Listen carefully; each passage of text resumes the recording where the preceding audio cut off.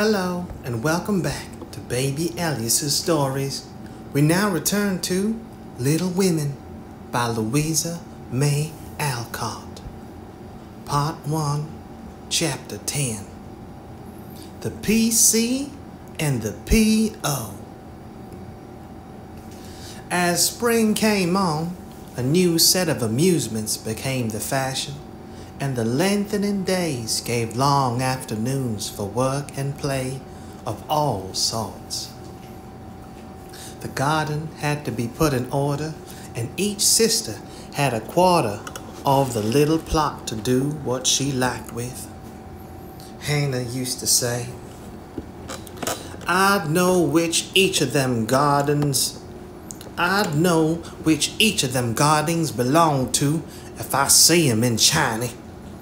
And so she might, for the girls' tastes differed as much as their characters. Meg's had roses and heliotrope, myrtle, and a little orange tree in it. Joe's bed was never alike 2 seasons, for she was always trying experiments.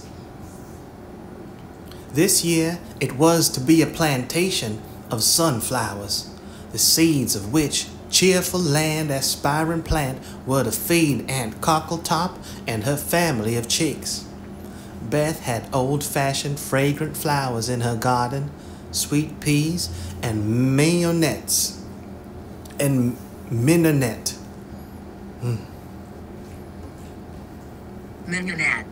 Mignonette, larkspur, pinks, pansies, and southern wood, with chickweed for the birds and catnip for the pussies.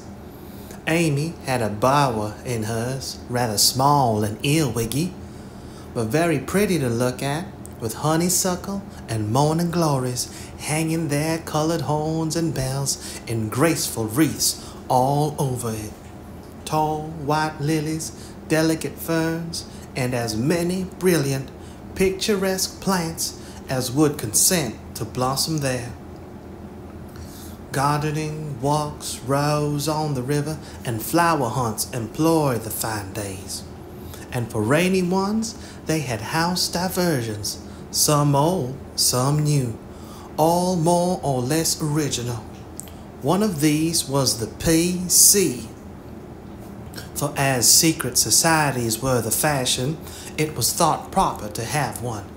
And as all of the girls admired Dickens, they called themselves the Pickwick Club.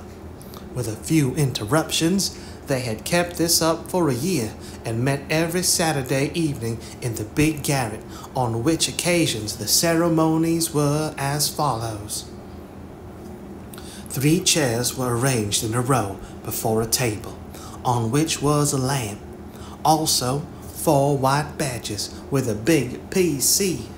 in different colors on each, and the weekly newspaper called the Pickwick Portfolio, to which all contributed something, while Joe, who reveled in pens and ink, was the editor. At 7 o'clock, the 4 members ascended to the club room, tied their badges round their heads, and took their seats with great solemnity.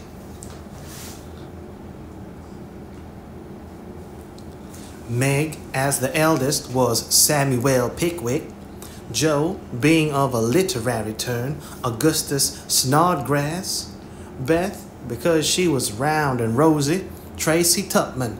And Amy, who was always trying to do what she couldn't, was Nathaniel Winkle. Pickwick, the president, read the paper, which was filled with original tales, poetry, local news, funny advertisements, and hints, in which they good-naturedly reminded each other of their faults and shortcomings. On one occasion, Mr. Pickwick put on a pair of spectacles without any glass, rapped upon the table, hemmed, and having stared hard at Mr. Snodgrass, who was tilting back in his chair till he arranged himself properly, began to read The Pickwick Portfolio, May 20, 18 something. Poet's Corner, Anniversary Ode. Again we meet to celebrate with badge and solemn rite our 52nd anniversary in Pickwick Hall tonight. We all are here in perfect health, none gone from our small band. Again we see each well-known face and press each friendly hand. Our Pickwick always at his post, with reverence we greet. As spectacles on nose, he reads our well-filled weekly sheet. Although he suffers from a cold, we joy to hear him speak, for words of wisdom from him fall, in spite of croak or squeak. Old 6-foot Snodgrass looms on high, with elephantine grace, and beams upon the company with brown and jovial face. Poetic fire lights up his eye, he struggles gainst his lot. Behold ambition on his brow, and on his nose a blot. Next our peaceful Tumpman comes, so rosy, plump, and sweet, who chokes with laughter at the puns and tumbles off his seat.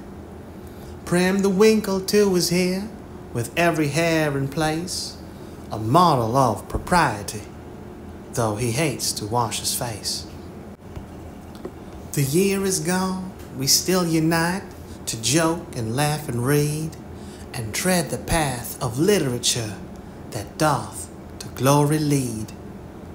Long may our paper prosper well, our club unbroken be, and coming years their blessings pour on the useful gay P.C. A. Snodgrass. The Masked Marriage, a tale of Venice. Gondola after gondola swept up to the marble steps and left its lovely load to swell the brilliant throng that filled the stately halls of Count Adelon. Kings and ladies, elves and pages, monks and flower girls, all mingled gaily in the dance. Sweet voices and rich melody filled the air, and so with mirth and music the masquerade went on. Has your highness seen the Lady Viola tonight? Asked the gallant troubadour of the fairy queen, who floated down the hall upon his arm.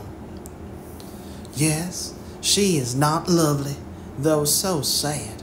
Her dress is well chosen too, for in a week she weds Count Antonio, whom she passionately hates.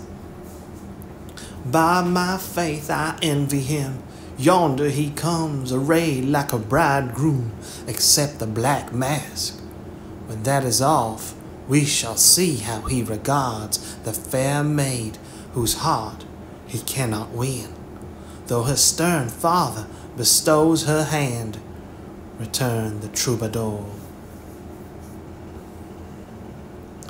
'Tis whispered that she loves the young English artist who haunts her steps and is spurned by the old count, said the lady, as they joined the dance. The revel was at its height when a priest appeared, and withdrawing the young pair to an alcove hung with purple velvet, he motioned them to kneel. Instant silence fell on the grey throng, and not a sound but the dash of fountains or the rustle of orange groves sleeping in the moonlight broke the hush as Count de Adelon spoke thus. My lords and ladies, pardon the ruse by which I have gathered you here to witness the marriage of my daughter. Father, we wait your service. All eyes turned toward the bridal party, and a murmur of amazement went through the throng, for neither bride nor groom removed their masks. Curiosity and wonder possessed all hearts, but respect restrained all tongues till the holy rite was over. Then the eager spectators gathered round the court, demanding an explanation. Gladly would I give it if I could, but I only know that it was the whim of my timid Viola, and I yielded to it. Now, my children, let the play end. Unmask and receive my blessing.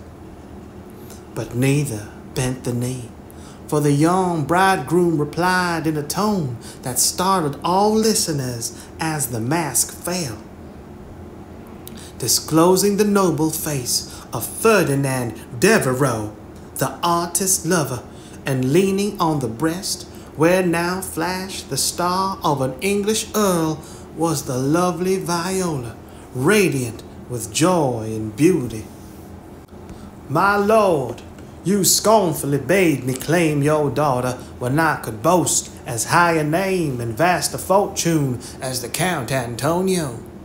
I can do more, for even your ambitious soul cannot refuse the Earl of Devereux and de Very, when he gives his ancient name and boundless wealth in return for the beloved hand of this fair lady, now my wife. The Count stood like one changed to stone, and turning to the bewildered crowd, Ferdinand added with a gay smile of triumph, to you, my gallant friends, I can only wish that your wooing may prosper as mine has done, and that you may all win as fair a bride as I have by this masked marriage. S. Pickwick. Why is the PC like the Tower of Babel? It is full of unruly members. The history of a squash. Once upon a time, a farmer planted a little seed in his garden, and after a while it sprouted and became a vine and bore many squashes. One day in October, when they were ripe, he picked one and took it to market. A grocer man bought it and put it in his shop that same morning. A little girl in a brown hat and blue dress with a round face and snub nose went and bought it for her mother. She lugged it home, cut it up, and boiled it in the big pot, mashed some of it salt and butter for dinner. And to the rest, she added a pint of milk, 2 eggs, 4 spoons of sugar, nutmeg, and some crackers. Put it in a deep dish and baked it till it was brown and nice. And next day it was eaten by a family named March T. Tupman. Mr. Pickwick, sir, I address you upon the subject of sin. The sinner I mean is a man named Winkle. The sinner I mean is a man named Winkle, who makes trouble in his club by laughing and sometimes won't write his piece in this fine paper. I hope you will pardon his badness and let him send a French fable, because he can't write out of his head, as he has so many lessons to do and no brains in future. In future, I will try to take time by the fetlock and prepare some work, which will be all comme la faut. That means all right. I am in haste, as it is nearly school time. Yours respectable, N. Winkle. The above is a manly and handsome acknowledgment of past misdemeanors. If our young friend studied punctuation, it would be well. A sad accident. On Friday last, we were startled by a violent shock in our basement, followed by cries of distress. On rushing in our body to the cellar, we discovered our beloved president prostrate upon the floor, having tripped and fallen while getting wood for domestic purpose. A perfect scene of ruin met our eyes, for in his fall, Mr. Pickwick had plunged his head and shoulders into a tub of water, upset a keg of soft soap upon his manly form, and torn his garments badly. On being removed from this perilous situation, it was discovered that he had suffered no injury, but several bruises, and we are happy to add is now doing well. E.D. The public bereavement. Bereavement. Bereavement, the fact or condition of being bereaved, bereavement, loss, death in the family. The public bereavement. It is our painful duty to recall the sudden and mysterious disappearance of our cherished friend, Mrs. Snowball Patpaw. This lovely and beloved cat was the pet of a large circle of warm and admiring friends, for her beauty attracted all eyes, her graces and virtues endeared her to all hearts, and her loss is deeply felt by the whole community. When last seen, she was sitting at the gate, watching the butcher's cat, as it is feared that some villain, tempted by her charms, basely stole her. Weeks have passed, but no trace of her has been discovered, and we relinquish all hope. Tie a black ribbon to her basket, set aside her dish, and weep for her as one lost to us forever. A sympathizing friend sends the following gem. A lament for S.B. Patpaw. We mourn the loss of our little pet and sigh o'er her hapless fate, for nevermore by the fire she'll sit, nor play by the old green gate. The little grave where her infant sleeps is beneath the chestnut tree, but o'er her grave we may not weep, we know not where it may be. Her empty bed, her idle ball, will never see her moan. No gentle tap, no loving purr is heard at the parlor door. Another cat comes after her mice, a cat with a dirty face, but she does not hunt as our darling did, nor play with her airy grace. Her stealthy paws tread the very hall where Snowball used to play, but she only spits at the dogs our pet so elegantly drove away. She is useful and mild, and does her best, but she is not fair to see, and we cannot give her your place, dear, nor worship her as we worship thee. A.S. Advertisements. Miss Oranthe Bulgage, the accomplished, strong-minded lecturer, will deliver her famous lecture on Woman and Her Positions. Woman and Her Position at Pickwick Hall next Saturday evening after the usual performances. A weekly meeting will be held at Kitchen Place to teach young ladies how to cook. Hannah Brown will preside, and all are invited to attend. The Dustpan Society will meet on Wednesday next and parade in the upper story of the clubhouse. All members to appear in uniform and shoulder their brooms at 9 precisely. Mrs. Beth Bouncer will open her new assortment of dolls' millinery next week. The latest Paris fashions have arrived and orders are respectfully solicited.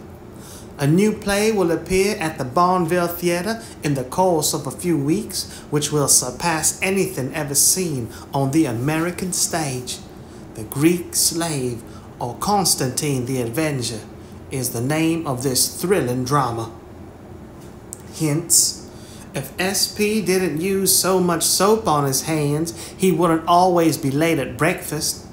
AS is requested not to whistle in the street. TT, please don't forget Amy's napkin. And W must not fret because his dress has not 9 tucks. Weekly report. Meg, good. Joe, bad. Beth, very good. Amy, middling. As the president finished reading the paper, which I beg leave to assure my readers is a bona fide copy of one written by bona fide girls once upon a time, A round of applause followed. Then Mr. Snodgrass rose to make a proposition. "Mr. President and gentlemen," he began, assuming a parliamentary attitude and tone, I wish to propose the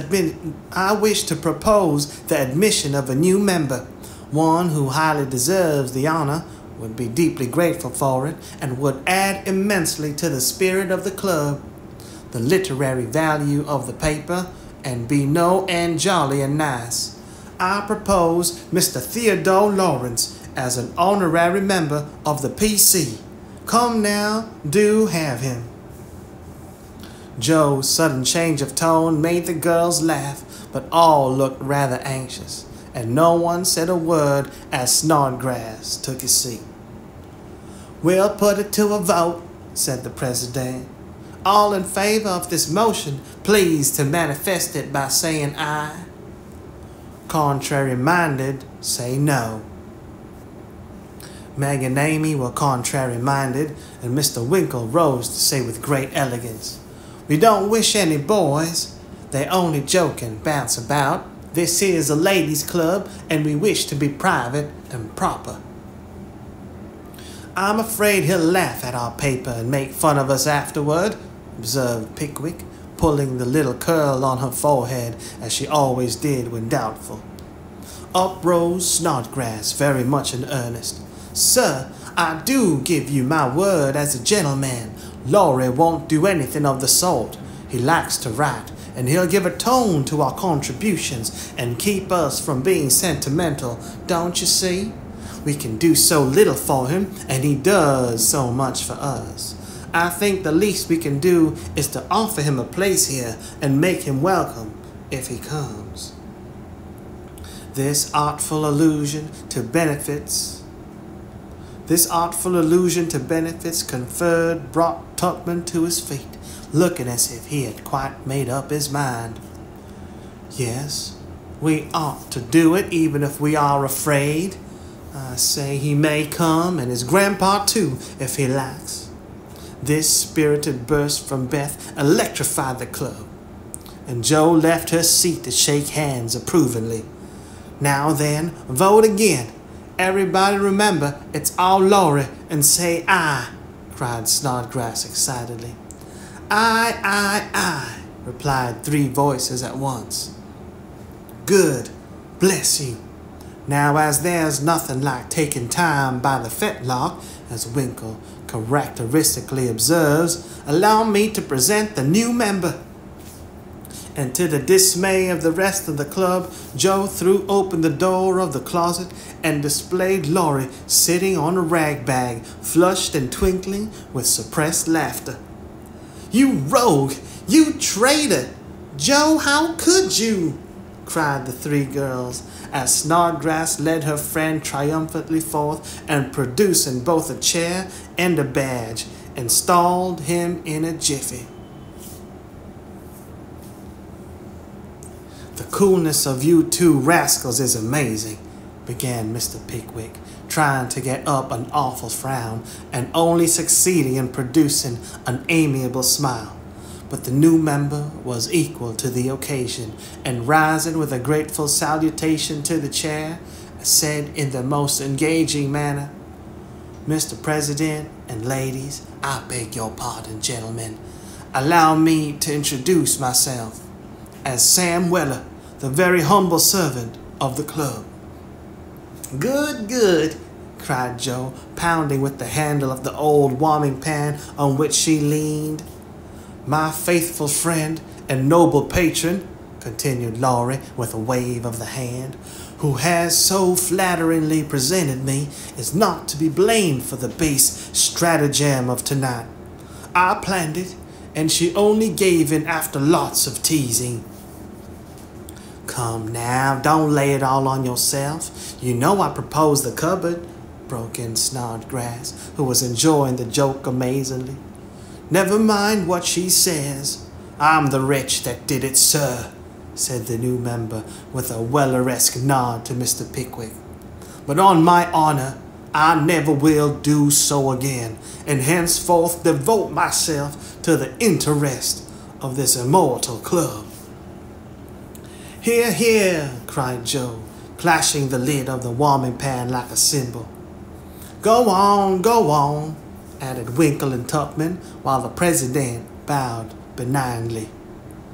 "I merely wish to say that as a slight token of my gratitude for the honor done me, and as a means of promoting friendly relations between adjoining nations, I have set up a post office in the hedge in the lower corner of the garden, a fine, spacious building with padlocks on the doors and every convenience for the males, also the females, if I may be allowed the expression. It's the old Martin house, but I've stopped up the door and made the roof open so it will hold all sorts of things and save our valuable time. Letters, manuscripts, books, and bundles can be passed in there, and as each nation has a key, it will be uncommonly nice, I fancy. Allow me to present the club key, and with many thanks for your favor, take my seat." Great applause as Mr. Weller deposited a little key on the table and subsided. The warming pan clashed and waved wildly as it was some time before order could be restored. A long discussion followed, and everyone came out surprising, for everyone did her best. So it was an unusual lively meeting, and did not adjourn till a late hour, when it broke up with 3 shrill cheers for the new member. No one ever regretted the admittance of Sam Weller, for a more devoted, well-behaved, and jovial member no club could have. He certainly did add spirit to the meetings and a tone to the paper, for his orations convulsed his hearers, and his contributions were excellent, being patriotic, classical, comical, or dramatic, but never sentimental. Joe regarded them as worthy of Bacon, Milton, or Shakespeare, and remodeled her own works with good effect, she thought.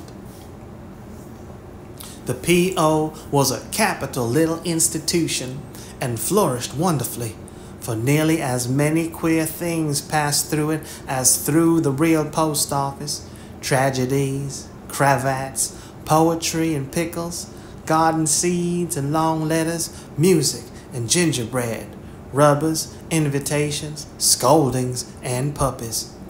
The old gentleman liked the fun, and amused himself by sending odd bundles, mysterious messages, and funny telegrams, and his gardener, who was smitten with Hannah's charms, actually sent a love letter to Joe's care.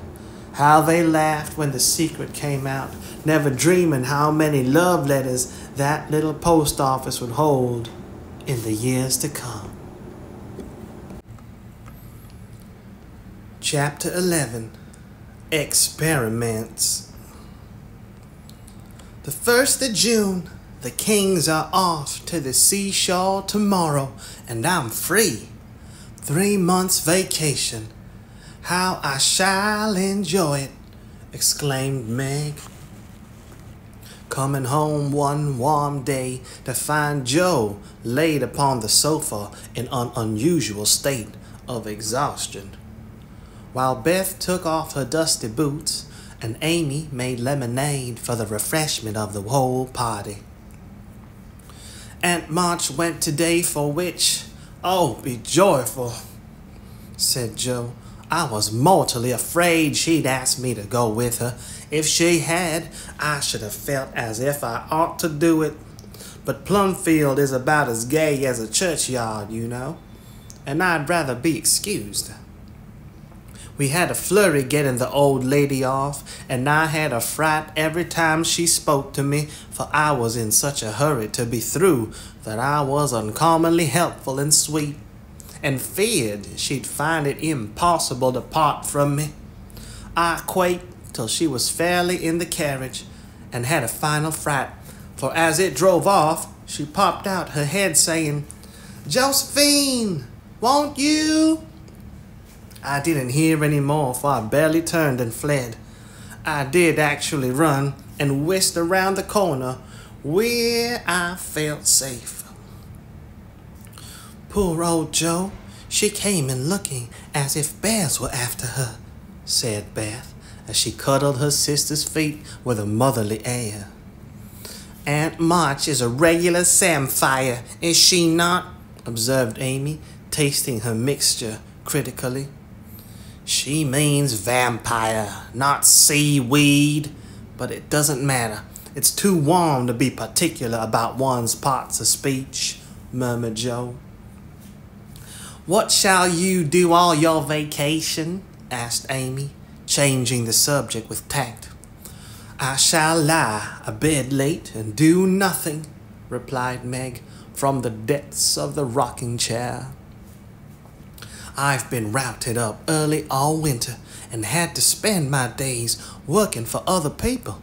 So now I'm going to rest and revel to my heart's content. No, said Jo.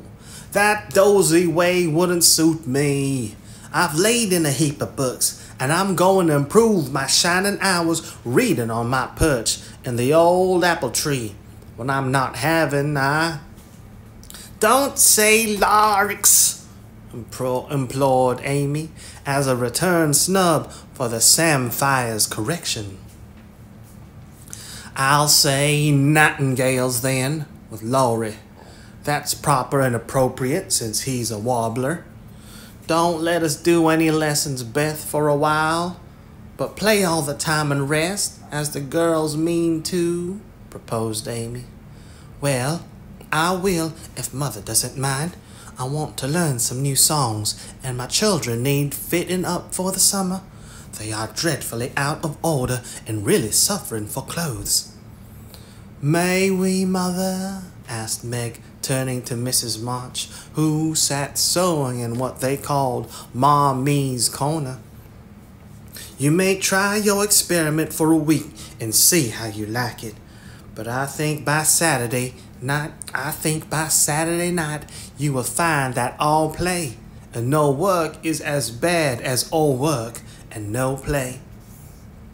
Oh dear, no, it will be delicious, I'm sure, said Meg complacently. Now I propose a toast, as my friend and partner, Sari Gamp, says. Fun forever, and no grubbing, cried Jo, raising glass in hand as the lemonade went round. They all drank it merrily, and began the experiment by lounging for the rest of the day. Next morning, Meg did not appear till 10 o'clock. Her solitary breakfast did not taste nice, and the room seemed lonely and untidy, for Jo had not filled the vases, Beth had not dusted, and Amy's books lay scattered about. Nothing was neat and pleasant but Ma Me's corner, which looked as usual, and there Meg sat to rest and read, which meant to yawn and imagine what pretty summer dresses she would get with her salary. Jo spent the morning on the river with Laurie, and the afternoon reading and crying over the wide, wide world up in the apple tree. Beth began by rummaging everything out of the big closet where her family resided, but getting tired before half done. She left her establishment topsy-turvy and went to her music, rejoicing that she had no dishes to wash.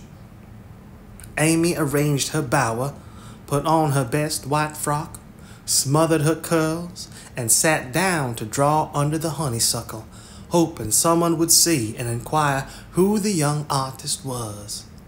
As no one appeared but an inquisitive Daddy Longlegs, who examined her work with interest, she went to walk, got caught in a shower, and came home dripping. At tea time, they compared notes, and all agreed that it had been a delightful, though unusually long day. Meg, who went shopping in the afternoon and got a sweet blue muslin, had discovered, after she had cut the breadths off, that it wouldn't wash. which mishap made her slightly cross. Joe had burned the skin off her nose boating and got a raging headache by reading too long. Beth was worried by the confusion of her closet and the difficulty of learning 3 or 4 songs at once, and Amy deeply regretted the damage done her frock, for Katie Brown's party was to be the next day, and now, like Flora McFlimsy, she had nothing to wear. But these were mere trifles, and they assured their mother that the experiment was working finely. She smiled and said nothing, and with Hannah's help, did their neglected work, keeping home pleasant and the domestic machinery running smoothly. It was astonishing what a peculiar and uncomfortable state of things was produced by the resting and reveling process. The days kept getting longer and longer. The weather was unusually variable, and so were tempers. An unsettled feeling possessed everyone, and Satan found plenty of mischief for the idle hands to do. As the height of luxury, Meg put out some of her sewing, and then found time hang so heavily that she fell to snipping and spoiling her clothes in her attempts to furbish them up a la Moffat. Joe read till her eyes gave out, and she was sick of books, got so fidgety that even good-natured Laurie had a quarrel with her, and so reduced in spirits that she desperately wished she had gone with Aunt March. Beth got on pretty well, for she was constantly forgetting that it was to be all play and no work, and fell back into her old ways now and then, but something in the air affected her, and more than once her tranquility was much disturbed. So much so that on one occasion she actually shook poor dear Joanna and told her she was a fright. Amy fared worst of all, for her resources were small, and when her sisters left her to amuse herself, she soon found that accomplished and important little self a great burden. She didn't like dolls, fairy tales were childish, and one couldn't draw all the time. Tea parties didn't amount to much neither. Tea parties didn't amount to much, neither did picnics, unless very well conducted.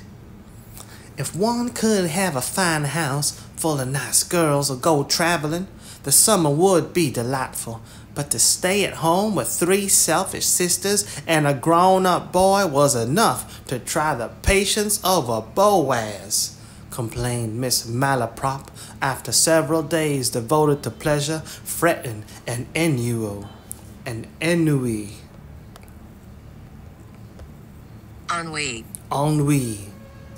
Ennui, a feeling of listlessness and dissatisfaction arising from a lack of occupation or excitement.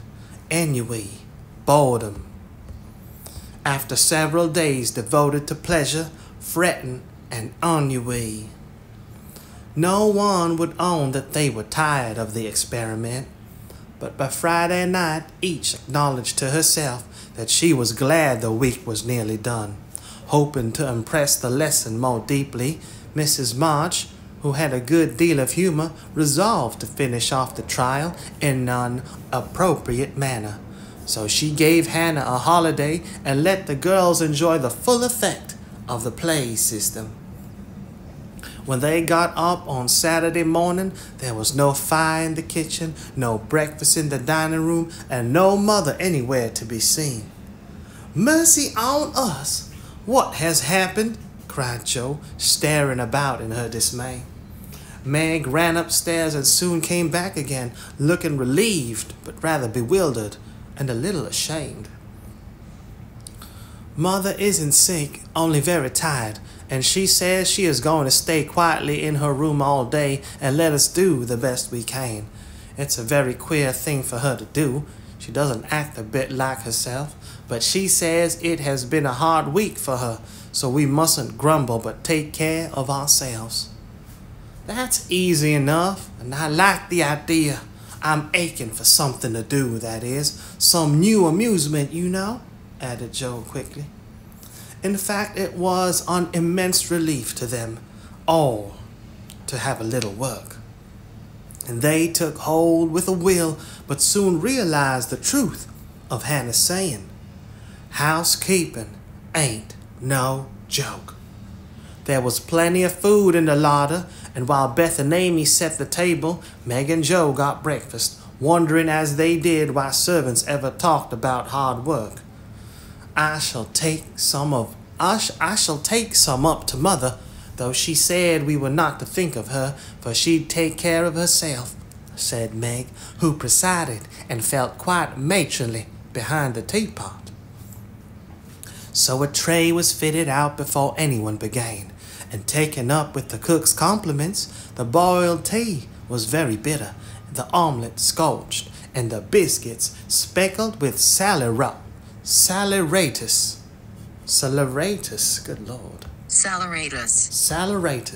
Saleratus, sodium bicarbonate, or sometimes potassium bicarbonate, as the main ingredient of baking powder. The boiled tea was very bitter, the omelette scorched, and the biscuits speckled with saleratus. But Mrs. March received her repast with thanks and laughed heartily over it after Joe was gone. Poor little souls, they will have a hard time, I'm afraid, but they won't suffer, and it won't do them good, she said, producing the more palatable viands with which she had provided herself, and disposing of the bad breakfast so that their feelings might not be hurt. A motherly little deception for which they were grateful. Many were the complaints below, and great the chagrin of the head cook at her failures. Never mind, I'll get the dinner and be servant. You be mistress, keep your hands nice, see company, and give orders, said Joe, who knew still less than Meg about culinary affairs. This obliging offer was gladly accepted, and Margaret retired to the parlor, which she hastily put in order by whisking the litter under the sofa and shutting the blinds to save the trouble of dusting. Joe, with perfect faith in her own powers and a friendly desire to make up the quarrel, immediately put a note in the office inviting Laura to dinner. You'd better see what you have got before you think of having company, said Meg, when informed of the hospitable but rash act. Oh, there's corned beef and plenty of potatoes, and I shall get some asparagus and a lobster for a relish. As Hannah says, we'll have a lettuce and make a salad. I don't know how, but the book tells. I'll have blancmange and strawberries for dessert, and coffee too, if you want to be elegant. Don't try too many messes, Joe, for you can't make anything but gingerbread and molasses candy fit to eat. Don't try too many messes, Joe, for you can't make anything but gingerbread and molasses candy fit to eat. I wash my hands of the dinner party, and since you have asked Laurie on your own responsibility, you may just take care of him. I don't want you to do anything but be civil to him and help to the pudding. You'll give me your advice if I get in a muddle, won't you? Asked Joe, rather hurt. Yes, but I don't know much except about bread and a few trifles. You had better ask Mother's leave before you order anything, returned Meg prudently. Of course I shall. I'm not a fool. And Joe went off in a huff at the doubts expressed of her powers. Get what you like and don't disturb me. I'm going out to dinner and can't worry about things at home, said Mrs. March when Joe spoke to her. I never enjoyed housekeeping, and I'm going to take a vacation today and read, write, go visiting, and amuse myself. The unusual spectacle of her busy mother rocking comfortably and reading early in the morning made Joe feel as if some unnatural phenomenon had occurred, for an eclipse, an earthquake, or a volcanic eruption would hardly have seemed stranger. Everything is out of sorts, somehow, she said to herself, going downstairs. There's Beth crying. That's a sure sign that something is wrong in this family. If Amy is bothering, I'll shake her. Feeling very much out of sorts herself, Jo hurried into the parlor to find Beth sobbing over Pip, the canary, who lay dead in the cage with his little claws pathetically extended, as if imploring the food for want of which he had died. It's all my fault. I forgot him. There isn't a seed or a drop left. Oh, Pip, how could I be so cruel to you? Cried Beth, taking the poor thing in her hands and trying to restore him. Jo peeped into his half-opened eye, felt his little heart, and finding him stiff and cold, shook her head and offered her a domino box for a coffin. Put him in the oven, and maybe he will get warm and revive, said Amy hopefully. He's been starved, and he shan't be baked now he's dead. I'll make him a shroud, and he shall be buried in the garden, and I'll never have another bird, never, my Pip, for I am too bad to own one, murmured Beth, sitting on the floor with her pet folded in her hands. The funeral shall be this afternoon, and we will all go. Now don't cry, Bethy, it's a pity, but nothing goes right this week, and Pip has had the worst of the experiment. Make the shroud and lay him in my box, and after the dinner party we'll have a nice little funeral, said Jo, beginning to feel as if she had undertaken a good deal. Leaving the others to console Beth, she departed to the kitchen, which was in a most discouraging state of confusion. Putting on a big apron, she fell to work and got the dishes piled up ready for washing, when she discovered that the fire was out.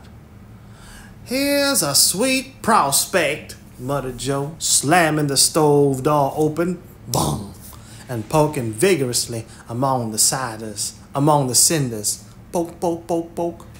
Having rekindled the fire, she thought she would go to market while the water heated. The walk revived her spirits, and flattering herself that she had made good bargains, she trudged home again after buying a very young lobster.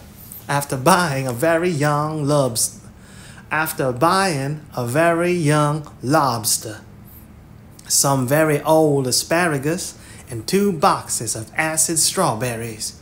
By the time she got cleared up, the dinner arrived and the stove was red hot.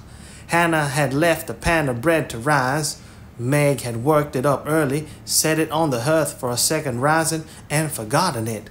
Meg was entertaining Sally Gardiner in the parlor when the door flew open and a flowery, crocky, flushed, and disheveled figure appeared, demanding tartly, I say, isn't bread rizz enough when it runs over the pans? Sally began to laugh. But Meg nodded and lifted her eyebrows as high as they would go, which caused the apparition to vanish and put the sour bread into the oven without further delay. Mrs. March went out after peeping here and there to see how matters went, also saying a word of comfort to Beth, who sat making a winding sheet, while the dear departed lay in state in the domino box.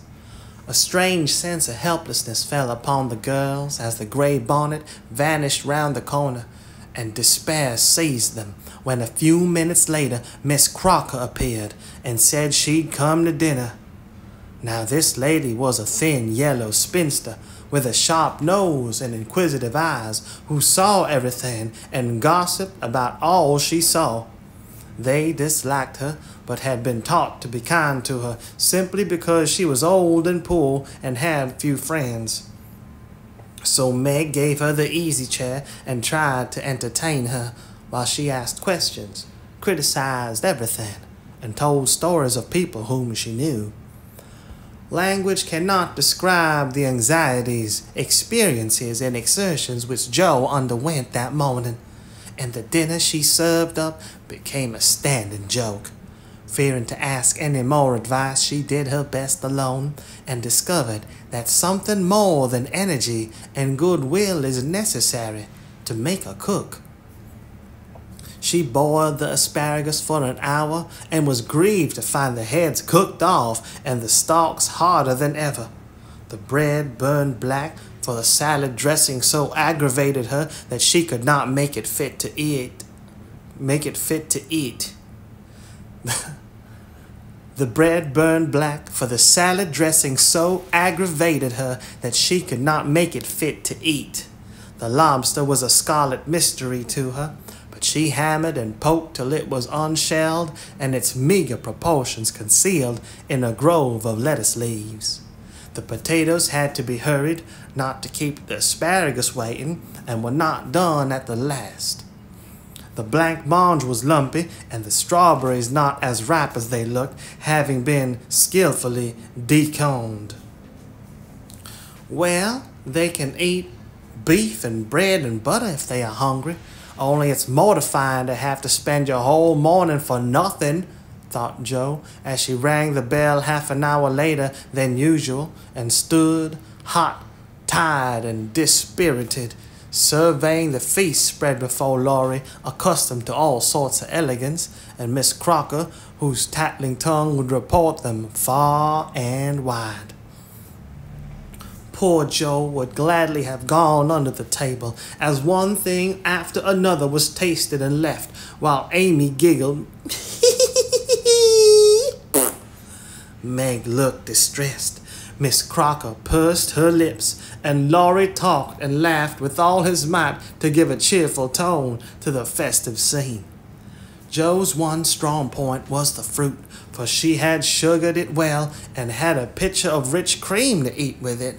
Her hot cheeks cooled a trifle, and she drew a long breath as the pretty glass plates went round, and everyone looked graciously at the little rosy islands floating in a sea of cream. Miss Crocker tasted first, made a weary face, and drank some water hastily. Joe, who refused, thinking there might not be enough, for they dwindled sadly after the picking over, glanced at Laurie, but he was eating away manfully, though there was a slight pucker about his mouth, and he kept his eye fixed on his plate. Amy, who was fond of delicate fare, took a heaping spoonful, choked, hid her face in her napkin, and left the table precipitately. "Oh, what is it?" exclaimed Joe, trembling. "Salt instead of sugar. The cream is sour," replied Meg with a tragic gesture. Joe uttered a groan and fell back in her chair, remembering that she had given a last hasty powdering to the berries out of one of the 2 boxes on the kitchen table, and had neglected to put the milk in the refrigerator. She turned scarlet and was on the verge of crying when she met Laurie's eye, which would look merry in spite of his heroic efforts. The comical side of the affair suddenly struck her, and she laughed till the tears ran down her cheeks. So did everyone else, even Croker, as the girls called the old lady, and the unfortunate dinner ended gaily with bread and butter, olives, and fun. "I haven't strength of mind enough to clear up now, so we will sober ourselves with a funeral," said Joe as they rose, and Miss Crocker made ready to go, being eager to tell the new story at another friend's dinner table. They did sober themselves for Beth's sake.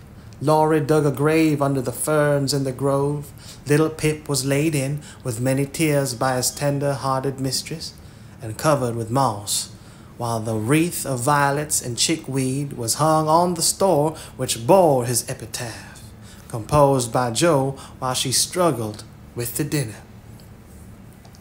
"Here lies Pip March, who died on the 7th of June, loved and lamented so, and not forgotten soon."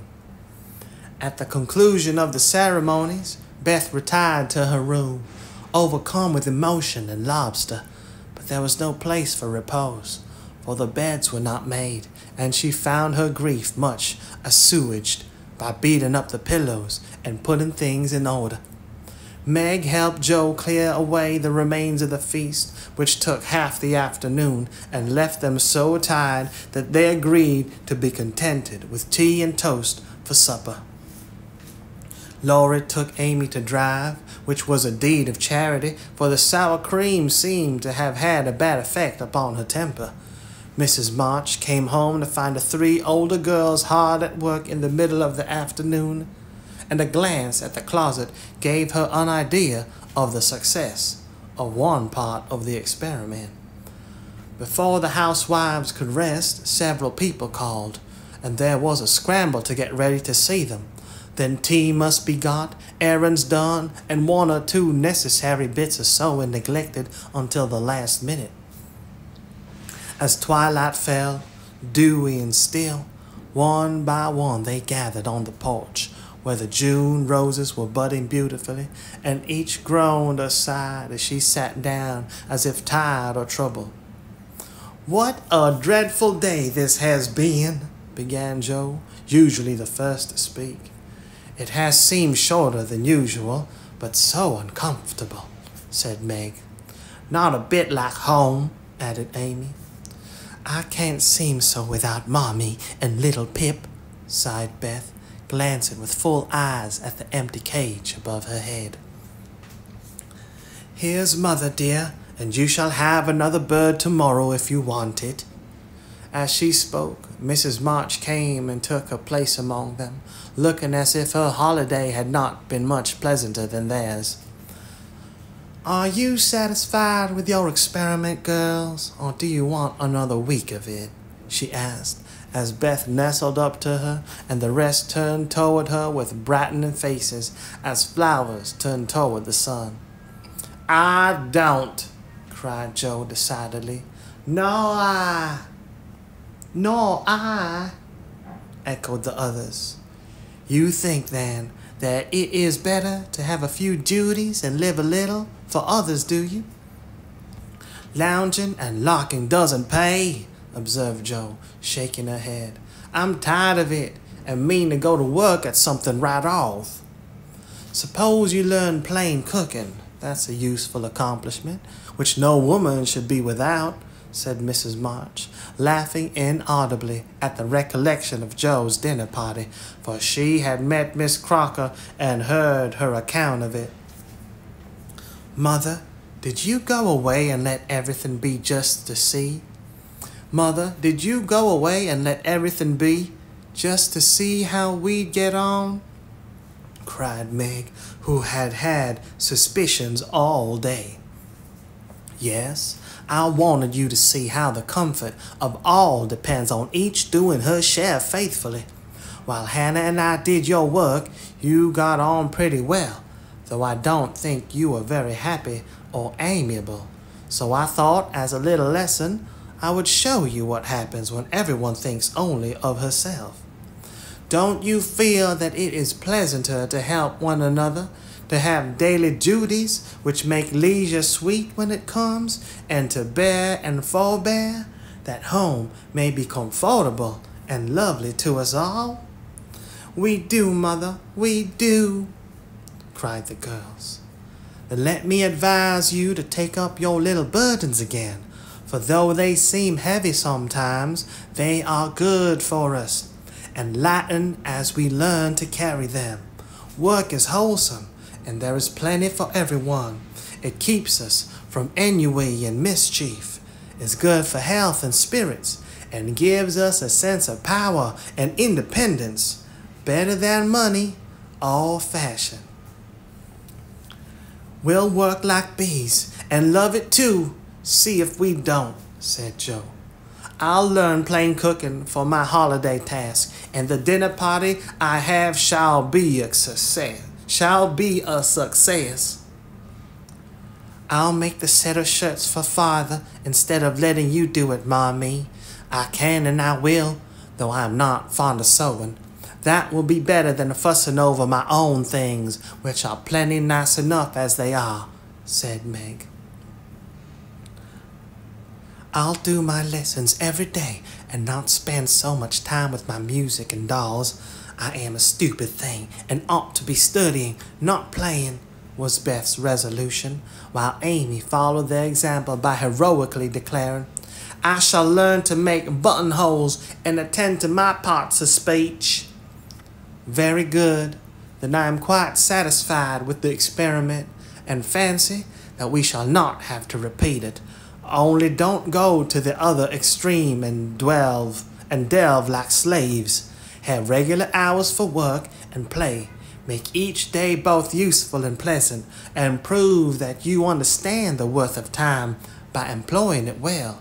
Then youth will be delightful, old age will bring few regrets, and life become a beautiful success in spite of poverty. Well, remember, Mother. And they did.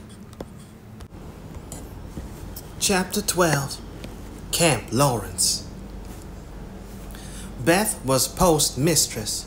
For being most at home, she could attend to it regularly and dearly liked the daily task of unlocking the little door and distributing the mail. One July day, she came in with her hands full and went about the house, leaving letters and parcels like the penny post. Here's your posy, Mother. Laurie never forgets that, she said, putting the fresh nosegay in the vase that stood in Mommy's corner and was kept supplied by the affectionate boy. Miss Meg March, one letter and a glove, continued Beth, delivering the articles to her sister, who sat near her mother, stitching wristbands. Why, I left a pair over there, and here is only one, said Meg, looking at the gray cotton glove. Didn't you drop the other in the garden? No, I'm sure I didn't, for there was only one in the office. I hate to have odd gloves. Never mind. The other may be found. My letter is only a translation of the German song I wanted. I think Mr. Brooke did it, for this isn't Laurie's writing.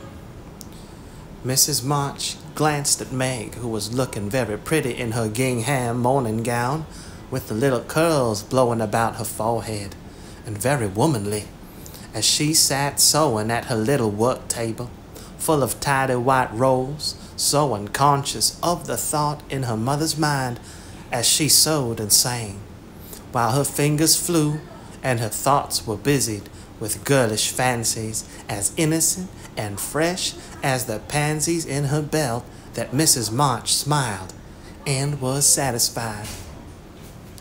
2 letters for Dr. Joe, a book, and a funny old hat, which covered the whole post office and stuck outside, said Beth, laughing as she went into the study where Joe sat writing. What a sly fellow Laurie is. I said I wished bigger hats were the fashion because I burnt my face every hot day. He said, why mind the fashion? Wear a big hat and be comfortable. I said, I would if I had one, and he has sent me this to try. Me. I'll wear it for fun and show him I don't care for the fashion. And hanging the antique broad brim on a bust of Plato, Joe read her letters. One from her mother made her cheeks glow and her eyes fill, for it said to her, My dear, I write a little word to tell you with how much satisfaction I watch your efforts to control your temper. You say nothing about your trials, failures, or successes, and think perhaps that no one sees them but the friend whose help you daily ask. If I may trust the well-worn cover of your guidebook, I too have seen them all, and heartily believe in the sincerity of your resolution, since it begins to bear fruit. Go on, dear, patiently and bravely, and always believe that no one sympathizes more tenderly with you than your loving mother. That does me good. That's worth millions of money and pecks of praise. Oh, Mommy, I do try. I will keep on trying and not get tired since I have you to help me. Laying her head on her arms, Jo wet her little romance with a few happy tears, for she had thought that no one saw and appreciated her efforts to be good. And this assurance was doubly precious, doubly encouraging, because unexpected and from the person whose commendation she most valued. Feeling stronger than ever to meet and subdue her Apollyon, she pinned the note inside her frock as a shield and a reminder lest she be taken unaware, and proceeded to open her other letter, quite ready for either good or bad news. In a big dashing hand, Laurie wrote, "Dear Jo, what ho! Some English girls and boys are coming to see me tomorrow, and I want to have a jolly time.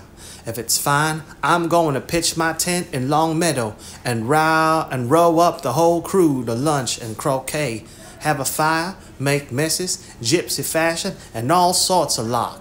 They are nice people and like such things.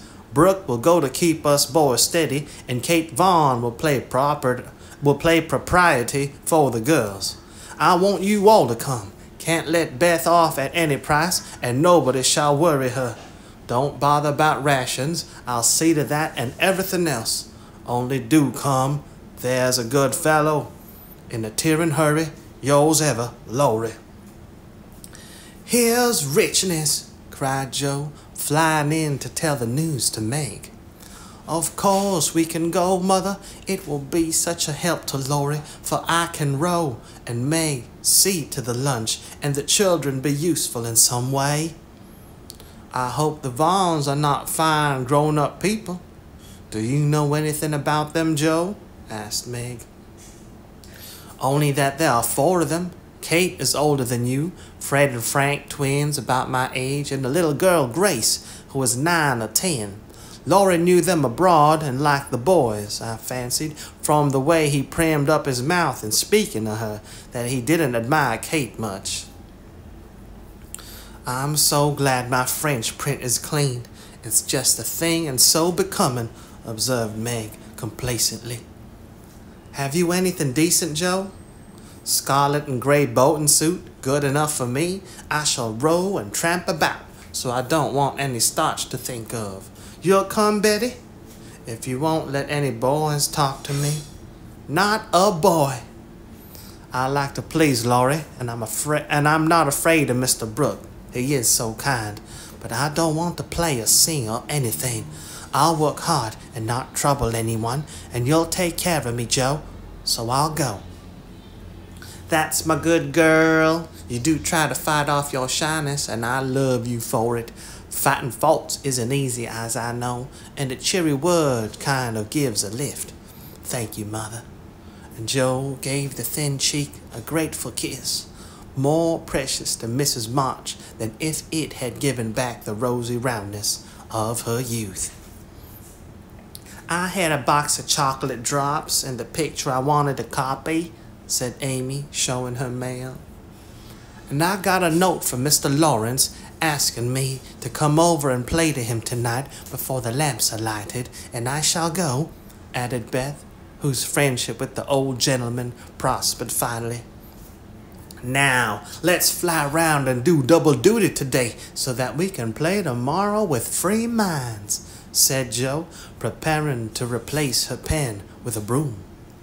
When the sun peeped into the girls' room early next morning to promise them a fine day, he saw a comical sight. Each had made such preparations for the feat as seemed necessary and proper. Meg had an extra row of little curl papers across her forehead. Jo had copiously anointed her afflicted face with cold cream.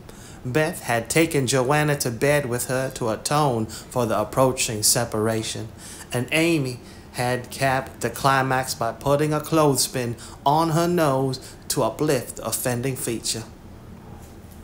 It was one of the kind artists use to hold the paper on the drawing boards, therefore quite appropriate and effective for the purpose it was now being put.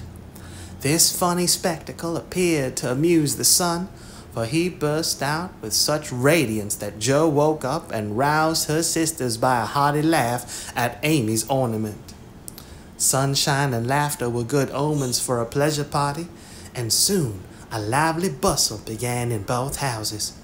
Beth, who was ready first, kept reporting what went on next door and enlivened her sisters' toilets by frequent telegrams from the window. There goes the man with the tent. I see Mrs. Barker doing up the lunch in a hamper in a great basket. Now Mr. Laurence is looking up at the sky and the weathercock. I wish he would go too.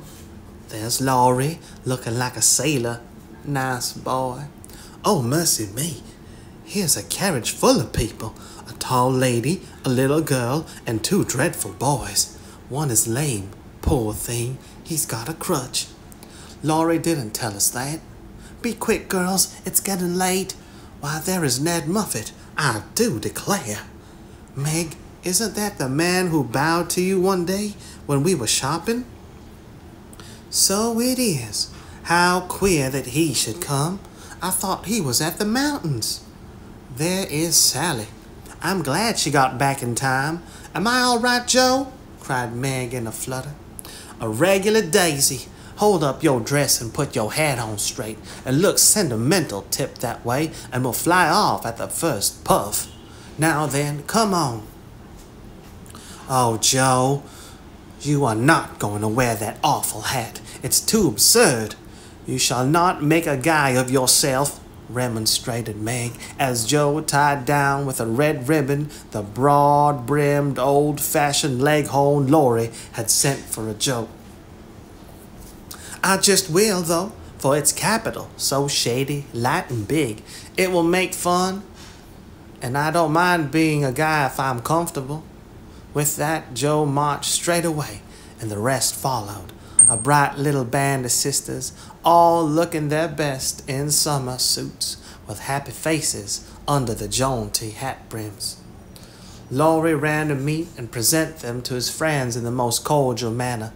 The lawn was the reception room, and for several minutes a lively scene was enacted there. Meg was grateful to see that Miss Kate, though 20, was dressed with a simplicity which American girls would do well to imitate, and who was much flattered by Mr. Ned's assurances that he came especially to see her.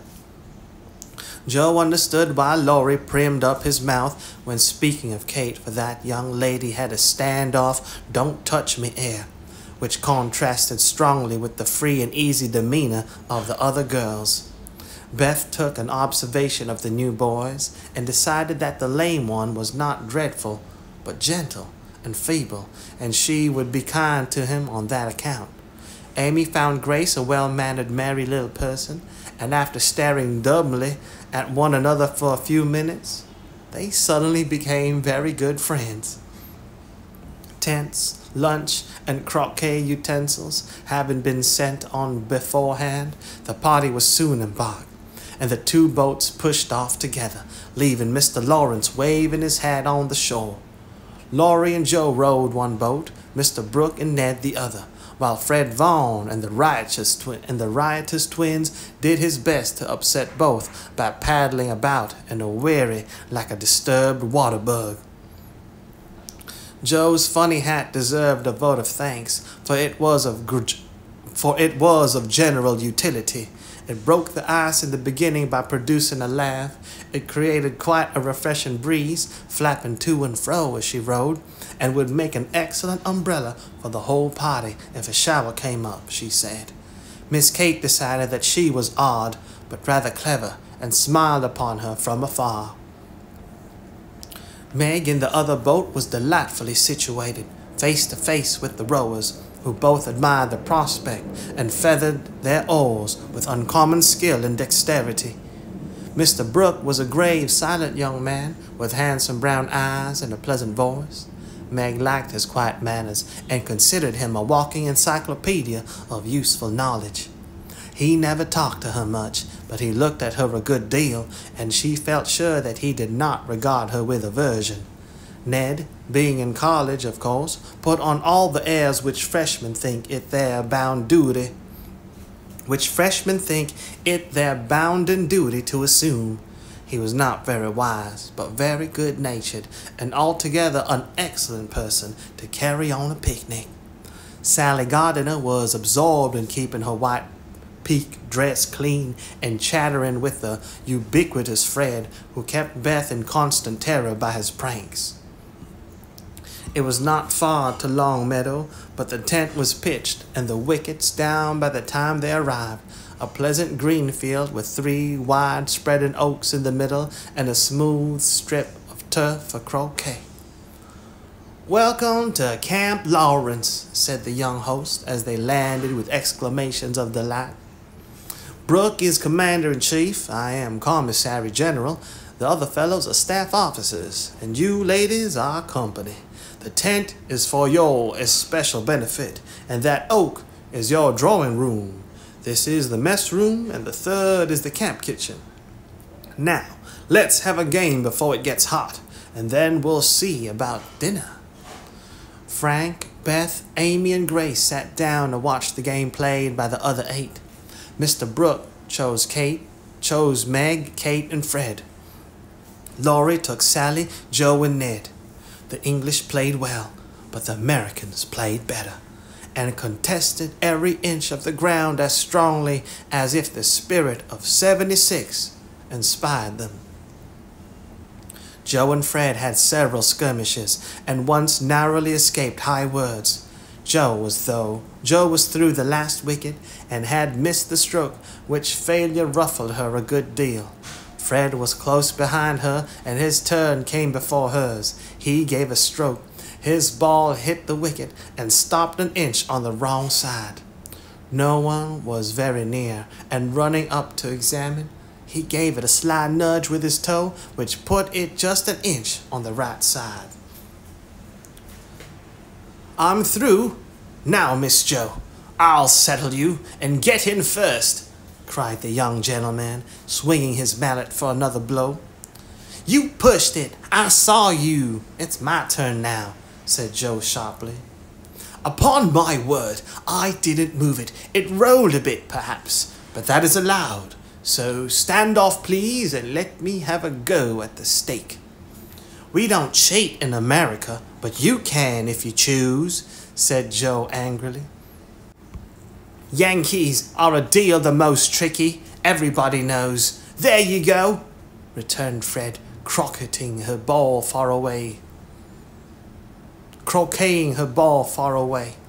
Joe opened her lips to say something rude, but checked herself in time, colored up to her forehead, and stood a minute, hammering down the wicket with all her might, while Fred hit the stake and declared himself out with much exultation. She went off to get her ball, and was a long time finding it among the bushes, but she came back looking cool and quiet, and waited her turn patiently. It took several strokes to regain the place she had lost, and when she got there, the other side had nearly won, for Kate's ball was the last but one and lay near the stake. "By George, it's all up with us. Goodbye, Kate. Miss Joe owes me one, so you are finished," cried Fred excitedly as they all drew near to see the finish. "Yankees have a trick of being generous to their enemies," said Joe, with a look that made the lad redden, "especially when they beat them," she added, as leaving Kate's ball untouched, she won the game by a clever stroke.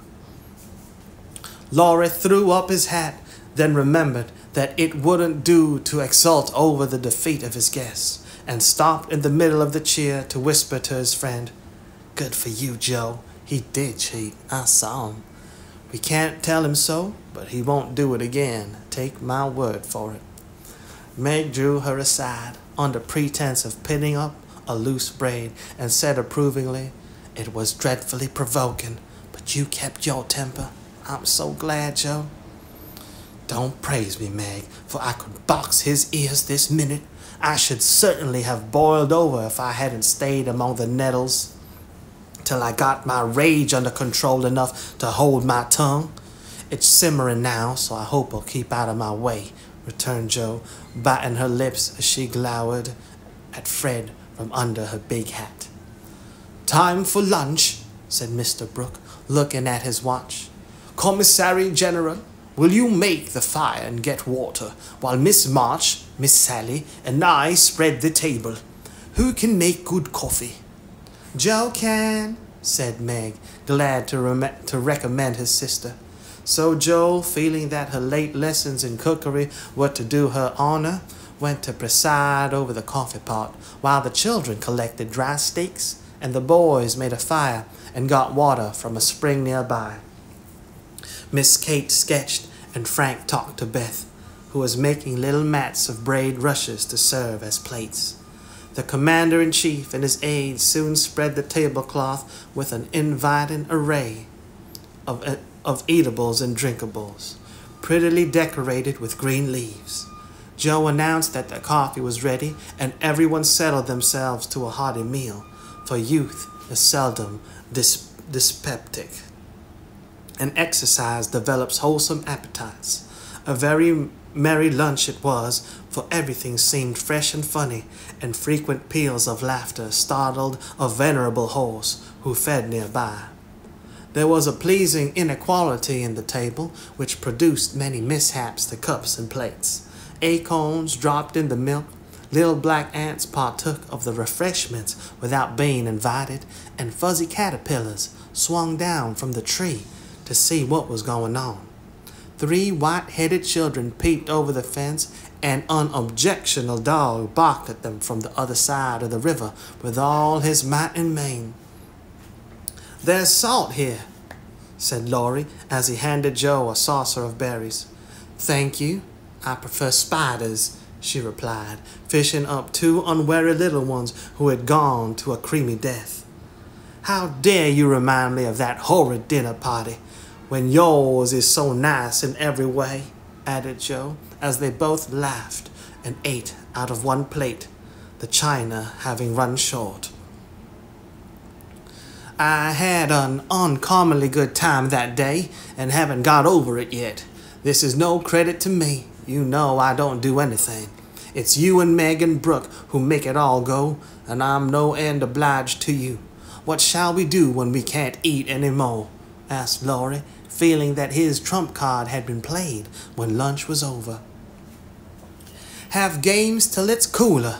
I brought authors, and I dare say Miss Kate knows something new and nice. Go and ask her. She's company, and you ought to stay with her more." "Aren't you company too? I thought she'd suit Brooke, but he keeps talking to Meg, and Kate just stares at them through that ridiculous glass of hers. I'm going, so you needn't try to preach propriety, for you can't do it, Jo." Miss Kate did know several new games, and as the girls would not, the boys could not eat any more, they all adjourned to the drawing room to play rigmarole.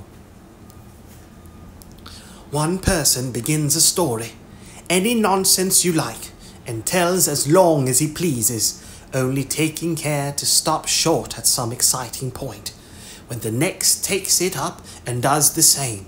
It's very funny when well done, and makes a perfect jumble of tragical, comical stuff to laugh over. "Please start it, Mr. Brooke," said Kate, with a commanding air, which surprised Meg, who treated the tutor with as much respect as any other gentleman. Lying on the grass at the feet of the 2 young ladies, Mr. Brooke obediently began the story, with the handsome brown eyes steadily fixed upon the sunshiny river. "Once on a time, a knight went out into the world to seek his fortune, for he had nothing but his sword and his shield.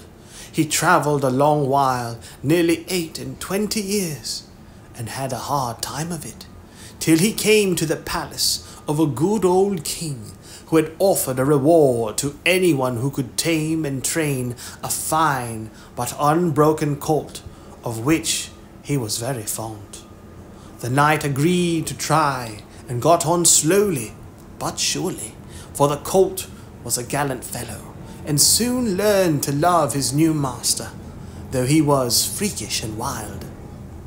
Every day, when he gave his lessons to this pet of the king's, the king rode him through the city, and as he rode, he looked everywhere for a certain beautiful face, which he had seen many times in his dreams, but never found.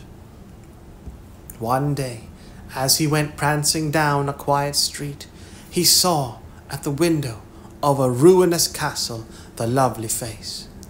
He was delighted, inquired who lived in this old castle, and was told that several captive princesses were kept there by a spell, and spun all day to lay up money to buy their liberty. The knight wished intensely that he could free them, but he was poor, and could only go by each day, watching for the sweet face and longing to see it out in the sunshine. At last he resolved to get into the castle and ask how he could help them. He went and knocked. The great door flew open, and he beheld a ravishing lovely lady who exclaimed with a cry of rapture, "At last, at last!" continued Kate, who had read French novels and admired the style. "'Tis she!" cried Count Gustav, and fell at her feet in an ecstasy of joy. "Oh, rise," she said, extending a hand of marble fairness. "Never till you tell me how I may rescue you," swore the knight, still kneeling.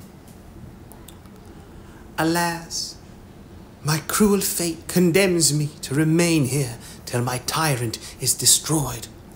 Where is the villain in the Mauve Salon? Mauve Salon.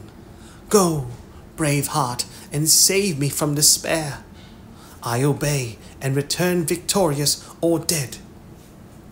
With these thrilling words, he rushed away, and flinging open the door of the Mauve Salon. Mauve. Mauve. Mauve, a pale purple color. Mauve, a pale purple aniline dye prepared by William H. Perkin in 1856. It was the first synthetic dye stuff. Mauve.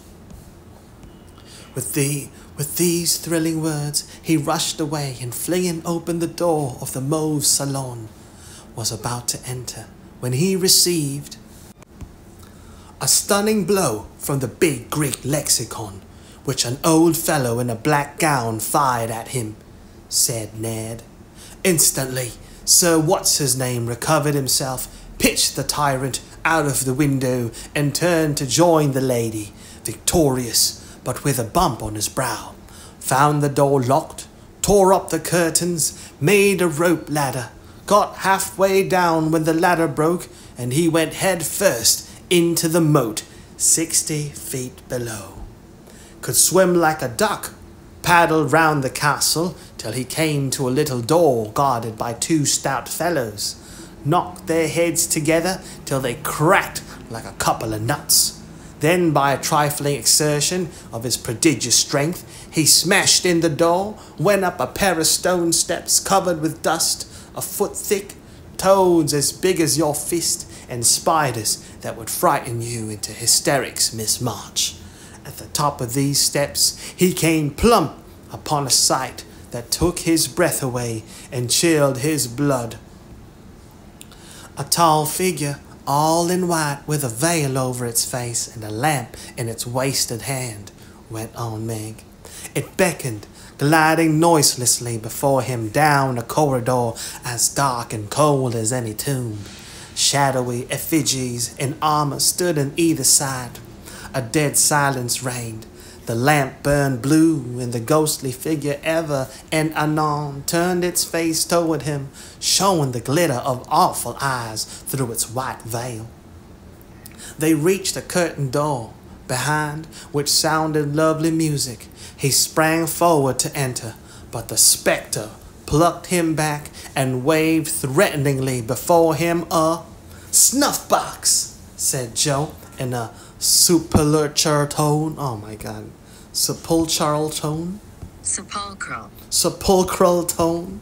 Sepulchral, relating to a tomb or interment. Sepulchral, gloomy. Snuff box, said Joe in a sepulchral tone, which convulsed the audience.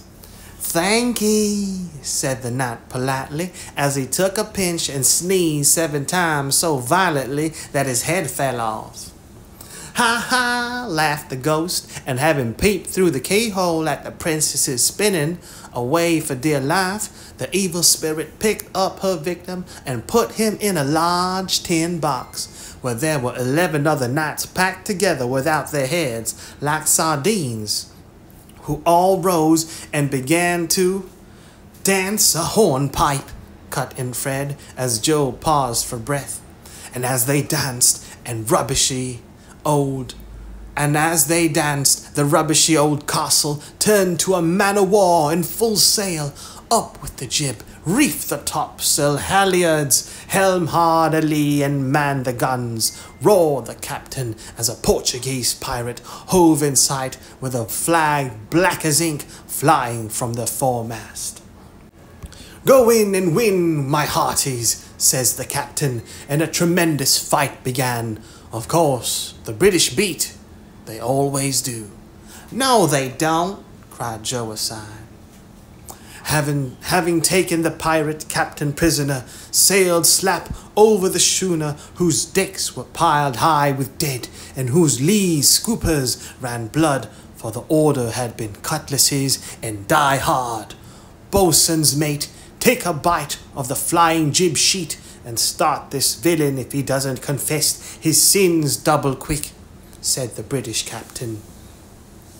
The Portuguese held his tongue like a brick and walked the plank, while the jolly tars cheered like mad.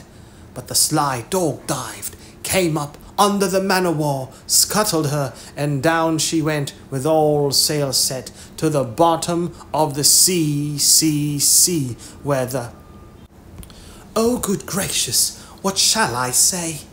Cried Sally, as Fred ended his rigmarole, in which he had jumbled together pell-mell nautical phrases and facts out of one of his favorite books. Well, they went to the bottom, and a nice mermaid welcomed them, but was much grieved on finding the box of headless knights, and kindly pickled them in brine, hoping to discover the mystery about them, for being a woman she was curious. By and by a diver came down, and the mermaid said, I'll give you a box of pearls if you can take it up. For she wanted to restore the poor things to life, and couldn't raise the heavy load herself.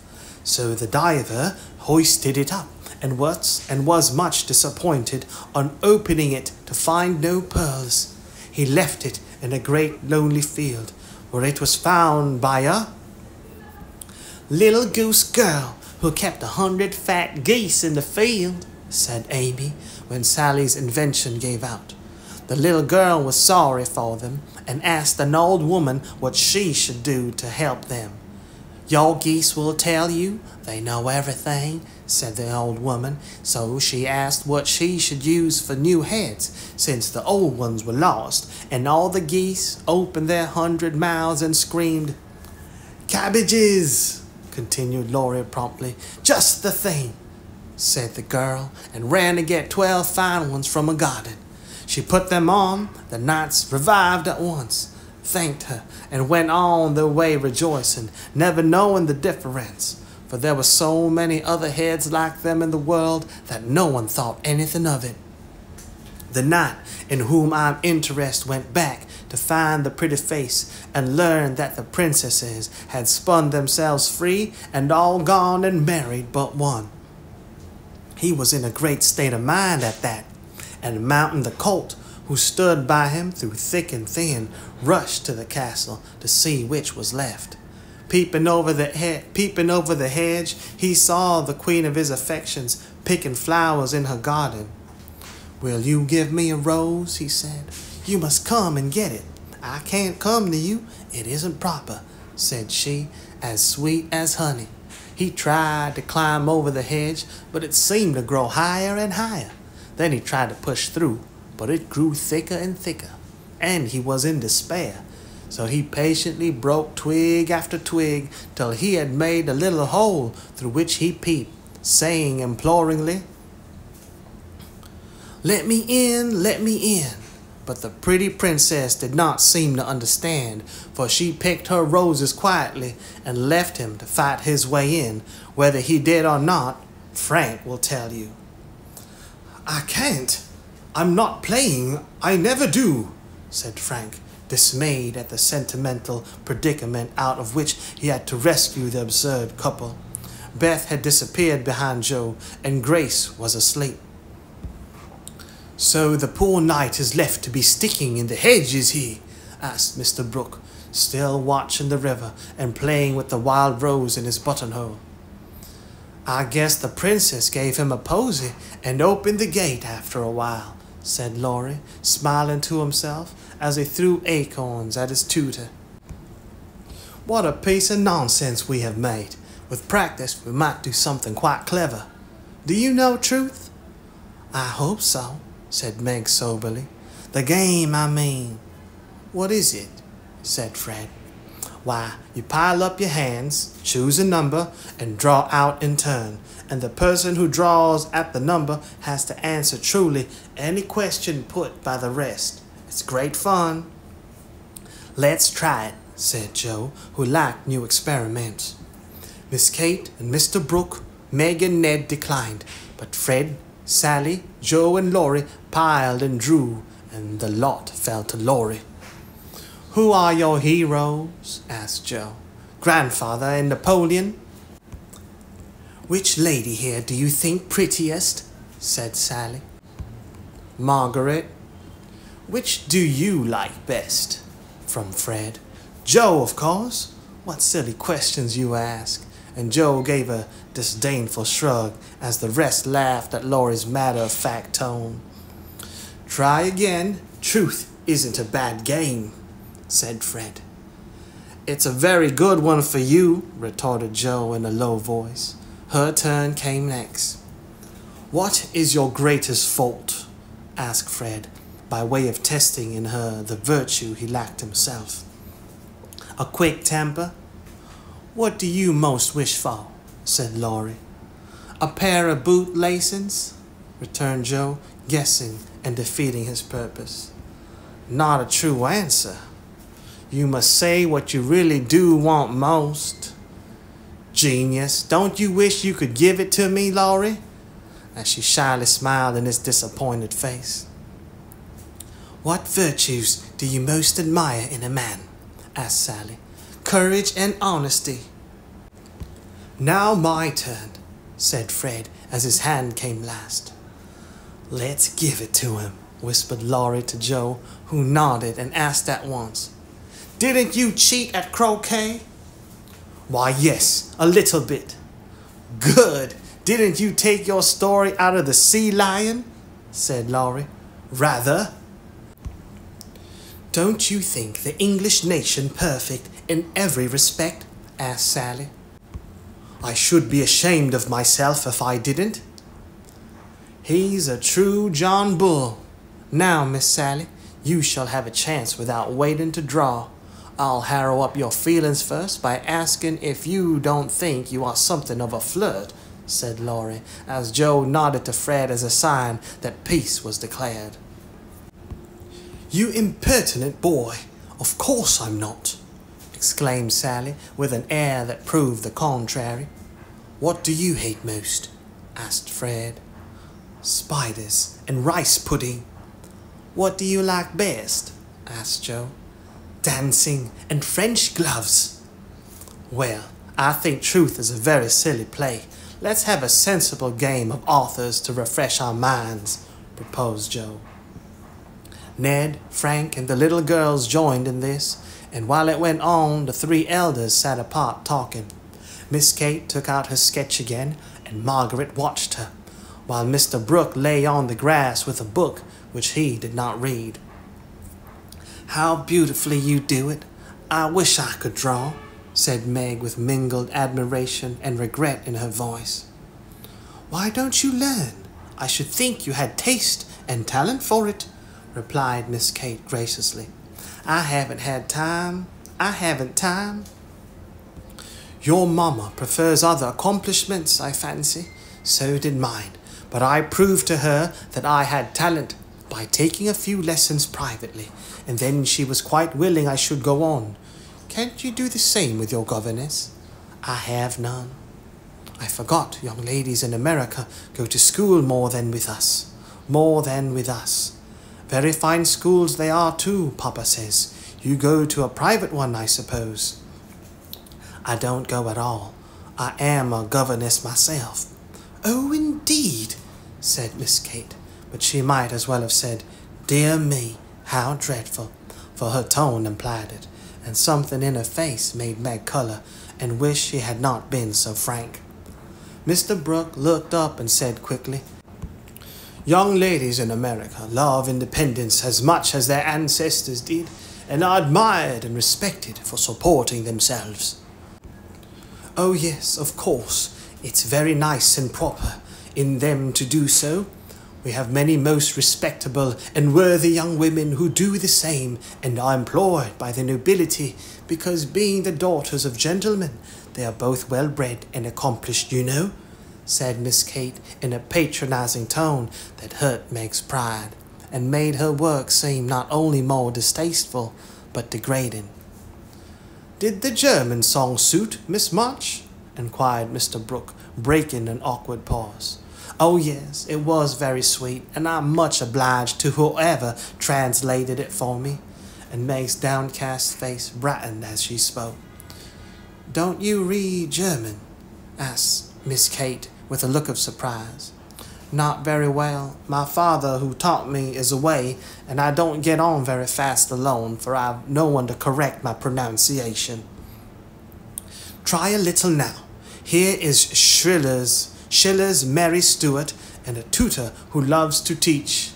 And Mr. Brooke laid his book on her lap with an inviting smile. It's so hard I'm afraid to try, said Meg, grateful, but bashful in the presence of the accomplished young lady beside her. I'll read a bit to encourage you. And Miss Kate read one of the most beautiful passages in a perfectly correct but perfectly expressionless manner. Mr. Brooke made no comment as she returned the book to Meg, who said innocently, I thought it was poetry. Some of it is. Try this passage. There was a queer smile about Mr. Brooks's mouth as he opened at poor Mary's lament. Meg, obediently following the long grass blade which her new tutor used to point with, read slowly and timidly, unconsciously making poetry of the hard words by the soft intonation of a musical voice. Down the page went the green guide, and presently, forgetting her listener in the beauty of the sad scene, Meg read as if alone, giving a little touch of tragedy to the words of the unhappy queen. If she had seen the brown eyes then, she would have stopped short, but she never looked up, and the lesson was not spoiled for her. Very well indeed, said Mr. Brooke, as she paused, quite ignoring her many mistakes, and looking as if he did indeed love to teach. Miss Kate put up her glass, and having taken a survey of the little tableau and before her, shut her sketchbook, saying with condescension, You've a nice accent, and in time will be a clever reader. I advise you to learn, for German is a valuable accomplishment to teachers. I must look after Grace. She is romping. And Miss Kate strolled away, adding to herself with a shrug, I didn't come to chaperone a governess, though she is young and pretty. What odd people these Yankees are. I'm afraid Laurie will be quite spoiled among them. I forgot that English people rather turn up their noses at governesses and don't treat them as we do, said Meg, looking after the retreating figure with an annoyed expression. Tutors also have rather a hard time of it there, as I know to my sorrow. There's no place like America for us workers, Miss Margaret. and Mr. Brooke looked so contented and cheerful that Meg was ashamed to lament her hard lot. I'm glad I live in it then. I don't like my work, but I get a good deal of satisfaction out of it after all, so I won't complain. I only wished I liked teaching as you do. I think you would if you had Laurie for a pupil. I shall be very sorry to lose him next year, said Mr. Brooke, busily punching holes in the turf. Going to college, I suppose? Meg's lips asked the question, but her eyes added, and what becomes of you? Yes, it's high time he went, for he is ready, and as soon as he is off, I shall turn soldier. I am needed. I am glad of that, exclaimed Meg. I should think every young man would want to go, though it is hard for the mothers and sisters who stay at home, she added sorrowfully. I have neither, and very few friends to care whether I live or die, said Mr. Brooke, rather bitterly, as he absently put the dead rose in the hole he had made and covered it up like a little grave.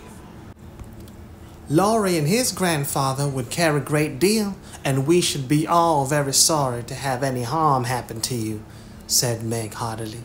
Thank you, that sounds pleasant, began Mr. Brooke, looking cheerful again. But before he could finish his speech, Ned, mounted on the old horse, came lumbering up to display his equestrian skill before the young ladies, and there was no more quiet that day.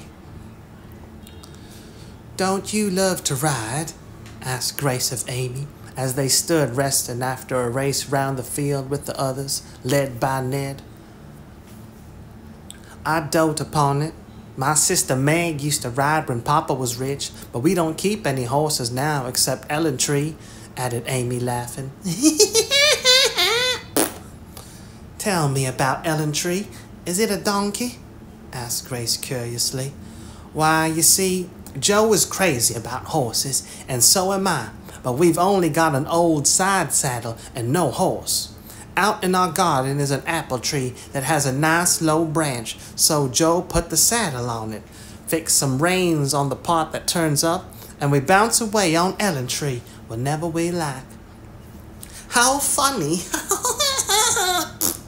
Laughed Grace.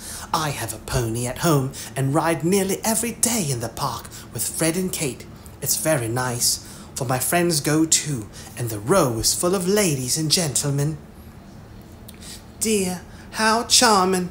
I hope I shall go abroad some day, but I'd rather go to Rome than the row, said Amy, who had not the remotest idea what the row was and wouldn't have asked for the world. Frank, sitting just behind the little girls, heard what they were saying and pushed his crutch away from him with an impatient gesture as he watched the active lads going through all sorts of comical gymnastics. Beth, who was collecting the scattered author cards, looked up and said in her shy yet friendly way, I'm afraid you are tired. Can I do anything for you? Talk to me, please. It's dull sitting by myself, answered Frank, who had evidently been used to being made much of at home. If he asked her to deliver a Latin oration, it would not have seemed a more impossible task to bashful Beth. But there was no place to run to, no Joe to hide behind now, and the poor boy looked so wistfully at her that she bravely resolved to try. What do you like to talk about? She asked, fumbling over the cards and drooping half as she tried to tie them up. Well, I like to hear about cricket and boating and hunting, said Frank, who had not yet learned to suit his amusements to his strength. My heart, what shall I do? I don't know anything about them, thought Beth, and forgetting the boy's misfortune in her flurry, she said, hoping to make him talk. I never saw any hunting, but I suppose you know all about it. I did once, but I can never hunt again, for I got hurt leaping a confounded 5-barred gate, so there are no more horses and hounds for me, said Frank with a sigh that made Beth hate herself for her innocent blunder. Your deer are much prettier than our ugly buffaloes, she said, turning to the prairies for help and feeling glad that she had read one of the boys' books in which Joe delighted. Buffaloes proved soothing and satisfactory. In her eagerness to amuse another, Beth forgot herself and was quite unconscious of her sister's surprise and delight at the unusual spectacle of Beth talking away to one of the dreadful boys against whom she had begged protection. Bless her heart, she pities him, so she is good to him, Joe, beaming at her from the croquet ground. I always said she was a little saint, added Meg, as if there could be no further doubt about it. I haven't heard Frank laugh so much for ever so long, said Grace to Amy, as they sat discussing dolls and making tea sets out of the acorn cups. My sister Beth is a very fastidious girl when she likes to be, said Amy, well pleased at Beth's success. She meant fascinating, but as Grace didn't know the exact meaning of either word, fastidious sounded well and made a good impression. An impromptu circus, fox and geese, and an amicable game of croquet finished the afternoon. At sunset the tent was struck, hampers packed, wickets pulled up, boots loaded, and the whole party floated down the river, singing at the tops of their voices. Ned, getting sentimental, warbled a serenade with the pensive refrain. Alone, alone, ah, woe alone. And at the lines, we each are young, we each have a heart. Oh, why should we stand thus coldly apart? He looked at Meg with such a lackadaisical expression. Lackadaisical. Good Lord. He looked at Meg with such a lackadaisical expression that she laughed outright and spoiled his song. How can you be so cruel to me? He whispered, under cover of a lively chorus. You've kept close to that starched-up Englishwoman all day, and now you snub me. I didn't mean to, but you look so funny I really couldn't help it, replied Meg, passing over the first part of his reproach, for it was quite true that she had shunned him, remembering the Muffet party and the talk after it. Ned was offended and turned to Sally for consolation, saying to her rather pettishly, There isn't a bit of flirt in that girl, is there? Not a particle, but she's a dear, returned Sally, defending her friend even while confessing her shortcomings. She's not a stricken dear anyway, said Ned, trying to be witty, and succeeding as well as very young gentlemen usually do. On the lawn where it had gathered, the little party separated with cordial good nights and goodbyes, for the Vaughns were going to Canada. As the four sisters went home through the garden, Miss Kate looked after them, saying, without the patronizing tone in her voice, In spite of their demonstrative manners, American girls are very nice when one knows them. I quite agree with you, said Mr. Brooke.